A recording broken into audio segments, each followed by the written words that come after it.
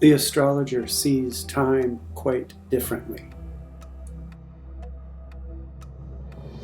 To an astrologer, each moment is different from its fellows, just as you and I are different from each other. The landscape of time that the astrologer sees from the tower window is just as varied as any physical landscape. It has its mountains and plains, its dry deserts and lush pastures. To the astrologer, whatever happens at 10 to 3 is part of the particular quality of 10 to 3. If an apparently similar event happened at 20 to 4, the kettle boiling, for instance, it would be subtly different. To the scientist, the words 10 past 3 tell all there is to be known about that particular moment. To the astrologer, the words 10 past 3 are nothing but a convenient label to assist identification. And alone, they no more describe the nature of that moment than the number on my door describes the nature of my house. What astrology does do, that which the whole craft of astrology consists, is to describe that actual individual nature of a moment of time as it exists in particular places. The means by which astrology achieves this description is by reference to the relative positions of the planets. This is what astrology is, and this is all that astrology is: a means of describing the individual nature of moments in time.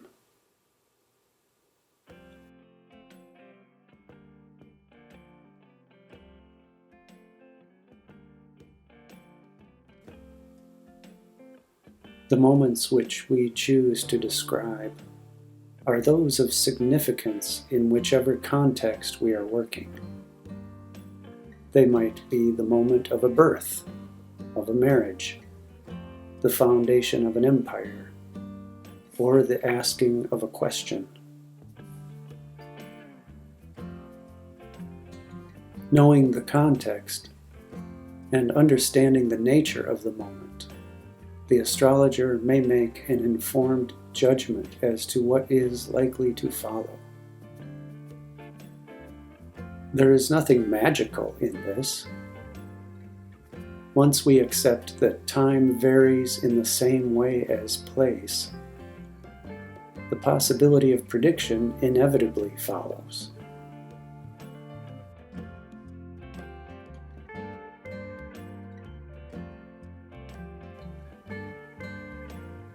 If I understand the nature of a piece of ground, and I know what seed a farmer is about to sow in it, I can make an informed prediction of what will grow there and how it will flourish. If I understand the nature of a piece of time, and know the act that someone intends making at that moment, I can make an informed prediction of what will follow and how successful that act is likely to be. Bearing in mind always that all things at all times are subject to the will of God, so no matter how inevitable my prediction might seem, whether based on astrology or horticulture, it can always fail. The words of Ecclesiastes are familiar. To everything there is a season, and a time to every purpose under heaven. Today, in a world which ignores the variable nature of time, this is taken to mean everything has to be done at some time or another. But it means exactly what it says, There is a specific time to every purpose.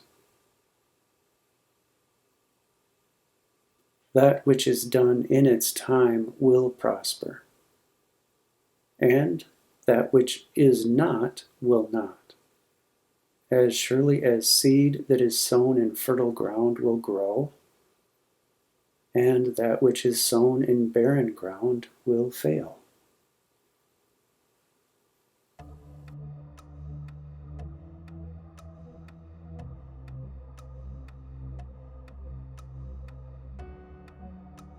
Acting according to the nature of time becomes ever harder as our culture distances itself from any awareness of the real phenomenon of time. Just as most of the space on Earth has been beaten into shape, so we seek to do the same with time. 24-hour shopping, the desire to appear forever young, strawberries available all year round. No matter how convenient some of these developments may be, they all distance us from our awareness of the true nature of time.